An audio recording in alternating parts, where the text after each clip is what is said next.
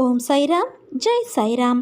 என் அன்பின் சாய் குடும்ப உறவுகளே, ஒருவர் கஷ்டத்தில் இருக்கும்போது மனதார இவர் நன்றாக இருக்க வேண்டும் என நீ ஆத்மார்த்தமாக என்னிடம் பிரார்த்திக்கும் மனம் கொண்ட உன் எதிர்காலம் அருமையானதாக இருக்கும். நீ பிரார்த்திக்கும் அனைவரையும் உன் சாயப்பாவான நான் வாழ வைப்பேன். ஒரு மனிதன் வாழ்க்கையை வாழ அவசியமான விஷயங்கள் இருப்பது போல, வாழ்க்கையில் சந்திக்க, அதை கடந்து செல்ல, அதை எதிர்கொள்ள அவர்களுக்கு அடிப்படையான தேவை அன்பு, நம்பிக்கை, பொறுமை, நேர்மை, விடாமுயற்சி. ஒரு கடினமான சூழலை கடக்க ஒருவருக்கு நீடித்த நம்பிக்கையும் குறையாத பொறுமையும் மிக முக்கிய தேவை. உன் வாழ்க்கையில் உன்னை தலைகீழாக மாற்றும் சூழல் வந்து இருக்கலாம். அது உன்னை நடுங்க வைத்து உன்னை பாடாய்படுத்தியிருக்கலாம். ஆனால் முயன்று மீண்டு வருவேன் என்று நம்பிக்கையை இழக்காமல் பொறுமையோடு அந்த சூழல் நிரந்தரமானது அல்ல என்று நேர்மறை எண்ணத்தில் எதிர்கொள்ள வேண்டும்.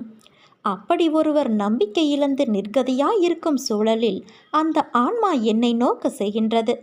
நம்பிக்கையை என் வார்த்தைகளால் நான் கொடுக்கிறேன். அதை அவர் மனதில் பதிய, அவர் மனம் ஆனந்தமடைய சிறு லீலைகளை நடத்தி நம்பிக்கையை ஊர்ஜிதப்படுத்தி அதிகமாக்குகிறேன். தண்ணீரால் தீபம் ஏற்ற நான் என் குருவின் மீதுள்ள நம்பிக்கையால் வேண்டி செய்தேன். விளக்குகள் ஒளி பெற்றது. அதைப்போல உன்னிடத்தில் என்னை நம்புவதற்கு சிறு விஷயங்களை நடத்தி உன் ஆன்மாவோடு தான் இருக்கிறேன் என்ற உண்மையை வெளிப்படுத்தி உன்னை இக்கட்டான சூழ்நிலைகளிலிருந்து விடுவிப்பேன். அது ஏன் அப்பா, நான் மட்டும்? நிறைய பேர் இருக்கிறார்களே என்றுதானே கேட்கிறாய்? ருணானுபந்தம், அதாவது ஜென்ம ஜென்மமாய் தொடர்கின்ற பந்தம்தான் நீயும் நானும். நீயும் நானும் சொற்களால் இரண்டாக இருந்தாலும் தாய் கருவுற்று சிசு தன் வயிற்றில் இருக்கும்போது இரு உயிர் ஒரு உருவமாய் இருப்பதைப் போலத்தான் நீயும் நானும் இருக்கிறோம்.